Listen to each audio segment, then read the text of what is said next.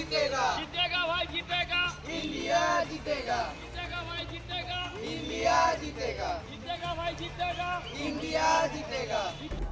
Cricket শুধু একটি খেলা নয়, ভারতের মানুষের কাছে এটি এক আবেগ, এক বিশ্বাস, এক ভালোবাসা।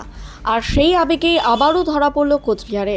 আজ টি-20 ফাইনাল ম্যাচকে ঘিরে উত্তেজনায় ফুটছে গোটা দেশ। ভারতের জয় কামনা করে কোচবিহারের ক্রিকেট প্রেমীরা এক অনন্য উদ্যোগ গ্রহণ করলেন।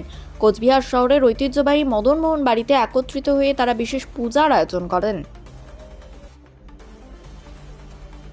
স্থানীয় ক্রিকেট প্রেমীরা বিশ্বাস করেন, দেশের জয়ের জন্য শুধু মাঠের লড়াই নয়, ভক্তি ও প্রার্থনাও সমান গুরুত্বপূর্ণ।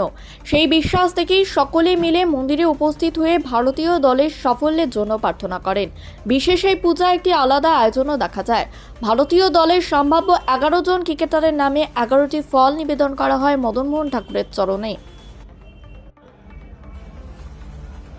প্রত্যেকটি ফল যেন প্রতীক হয়ে দাঁড়ায় দলের প্রতিটি খেলোয়াড়ের শক্তি, সাহস ও সাফল্যের জন্য শুভকামনার।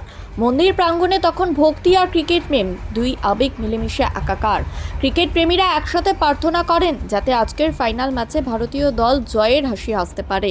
এই অনুষ্ঠানে উপস্থিত ছিলেন এলাকার বেশ কয়েকজন সমাজকর্মী এবং ক্রীড়াপ্রেমী মানুষজন। তারা বলেন, ক্রিকেট ভারতের মানুষের হৃদয়ের সঙ্গে জড়িয়ে আছে, তাই দেশের জয়ের আশায় এই প্রার্থনার আয়োজন।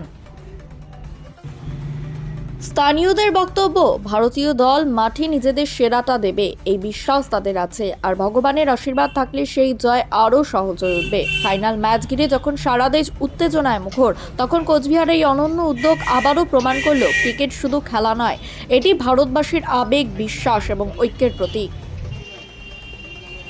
এখন দেখার অপেক্ষা, আজকের ফাইনাল ম্যাচে ভারতীয় দল কি সত্যিই জয়ের মুকুট পরে দেশের কোটি কোটি সমর্থকের মুখে হাসি ফুটিয়ে তুলতে পারে কিনা।